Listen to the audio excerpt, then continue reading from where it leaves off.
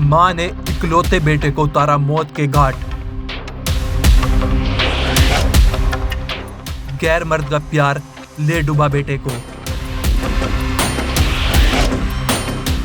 2.5 लाख रुपए में दी बेटे की सुपारी। स्क्रीन पर चल रहे विजुअल्स में जो आप महिला देख रहे हैं, ये है शैतानी मां, जिसने इंसानियत को चकनाचूर कर अपने कलेजे के टुकड़े को मौत के घाट उतार दिया। जो बेटा इसके बुढ़ापे का सहारा था, इसने उसको ही मौत की नींद सुला दी। इस हैवान मां ने बेटे को इतनी सफाई से अंजाम दिया कि पुलिस को इस मर्डर मिस्ट्री को सुलझाने में 1.5 महीना लग गया। अपने बेटे को मरवाने के लिए मां ने राजस्थान से स्पेशल सुपारी किंग को बुलाया। जिस तरीके से मां ने अपने बेटे की खूनी स्क्रिप्ट लिखी, वो बड़ी खौफनाक थी। लेकिन क्यों एक मां ने अपने बेटे को मौत के घाट उतार दिया? ऐसी कौन सी साजिश छिपी इस वारदात के पीछे, और कौन कौन इस हत्याकांड में शामिल है, और कैसे पुलिस ने इस मर्डर मिस्ट्री को सुलझाया? आइए इस वीडियो में इस वारदात की एक एक परत खोलते हैं। कानपुर के रहने वाले 28 साल के नदीम अपनी मां अरफा बेगम के साथ रहते थे। यहाँ पर उनकी एक कपड़े की दुकान थी। अरफा के पति की मौत हो चुकी थी, जिसके चलते वो अकेला महसूस कर रही थी। इसके बाद अरफा की मुलाकात राजस्थान के अजमेर के रहने वाले हासम अली से हुई। दोनों में धीरे धीरे नजदीकी आ गई और प्यार हो गया, लेकिन बेटा इसका विरोध करता था।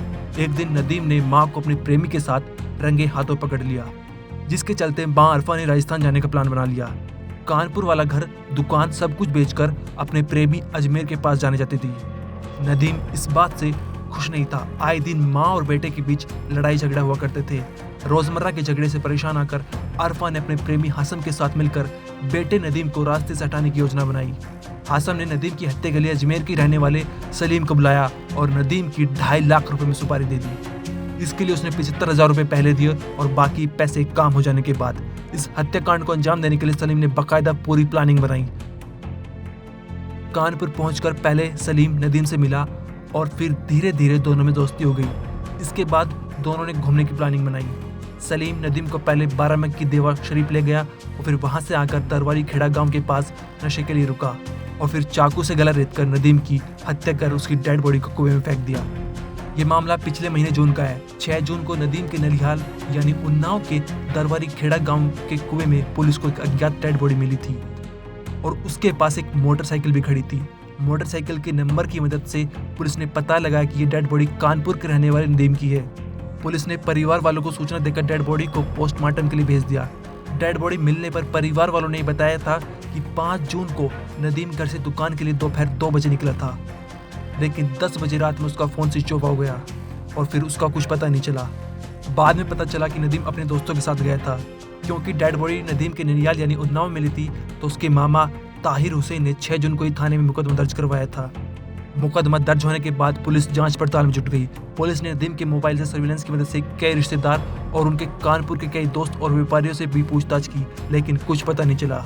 पुलिस मामले में जांच कर ही रही थी तो कुछ दिनों बाद पुलिस को सर्विलांस की मदद से राजस्थान के अजमेर के एक आदमी का नंबर मिला। ये नंबर था सुपारी किंग सलीम का, जिसने नदीम की हत्या करी। पुलिस ने सलीम को थाने में बुलाया और उससे कड़ाई से पूछताछ की तो उसने सब कुछ उगल दिया और नदीम की हत्या करने की बात भी कबूल की। पुलिस तो तब दंग रह गई जब सलीम ने मामले में खुलासा करते हुए मेन बात पुलिस को बताई। सलीम ने पुलिस को बताया कि नदीम की हत्या और किसी ने नहीं बल्कि उसकी मां अरफा बेगम ने करवाई है।